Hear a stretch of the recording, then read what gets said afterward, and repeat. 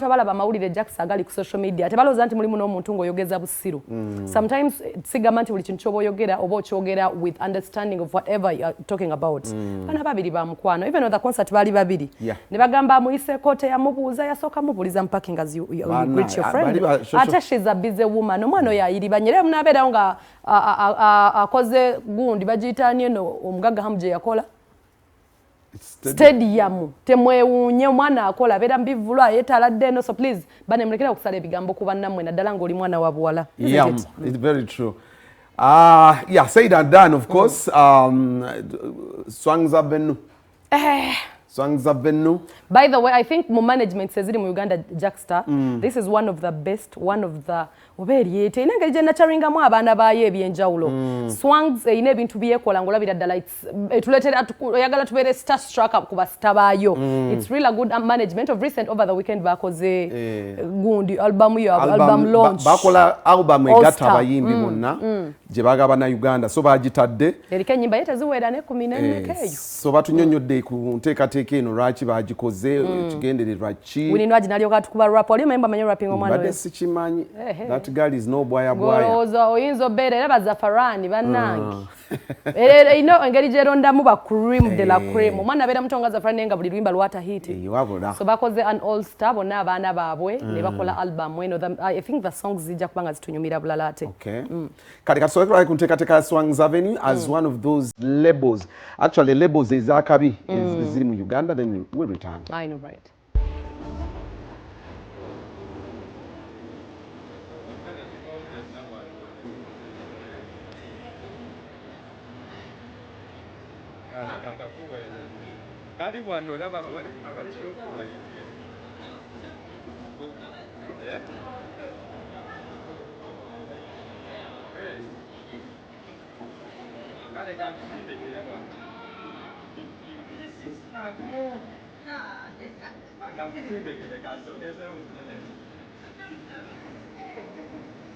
Yeah, bintu bya All Star album mwene tutwalida akabango okuteekateeka twafuluma na muke gwanga tugende tuteeketeke album abatusanyukirako ne basanyuka abatasanyuka munaye ne bawulira nga bwe baali basiimye ya naye nga olunaku mulindwa lwe luno album efulumye ange nebaza Katonda olwekyo kye bakoze olwekyo faali bye bantaddeko mu career yange.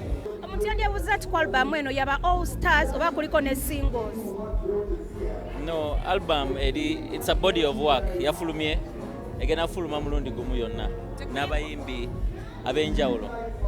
So temuli muntu nti lwa luno lwa Winnie Nwagi oba luno lwa Vinko oba luno lwani? Ennyimba zonna wesanga kuliko ennyimba nga ziriko abayimbi babiri basatu bana batano bwekityo. Tekuliko luyimba luliko muyimbi omu. Individual projects zikyagenda mu maaso. Yeah, it's just that waliwo ne kino naye nga tekitegeeza nti nno abayimbi individually tebakyatambuza bintu byabwe. When you look into my record as an artist, mbadde nkola nnyo singles, you know. EP yange yali full of singles eyasookera ddala. I didn't feature anybody. Even African music, the album I featured like very small, many like small artists. Sinti batono naye like featuring artists banji. But then on this album, like you can already hear the name All Star album, Swangz Avenue All Star album. So there was no way I wouldn't have, collaborated with my fellow artists, or there's no way they wouldn't have collaborated with me. So it wasn't like a sole project, it was more like a union or a team thing, yeah. Alright, I'm so excited. I happen to be among the artists that collaborated with the Swangz artists. I'm featuring on track number 11. And I'm so excited, so that's the reason as to why I'm here, and also want to listen to other songs that are on the album, yeah.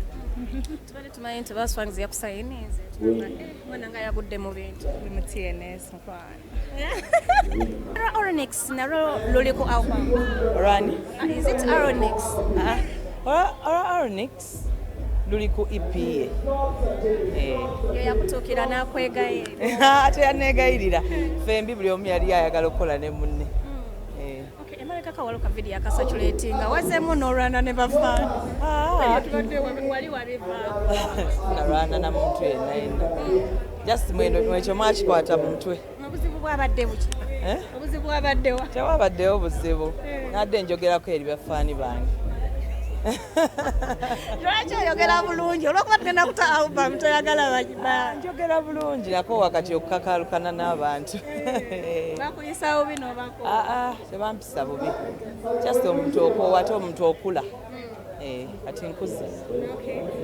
Swangz ya approaching balina oluyimba nga balaba lunyuma nga ndugenzeeko bwekitegeera kati bayinza okukola bakola ennyimba zaabwe then ne bagamba kirabika gundi wajja ku luno kijja ku soundinga bulungi so balowooza nti nja dunyumisa bwe mba nga ndwegasseeko ate n'abayimbi abaluliko ba ttabu bonna so nekikola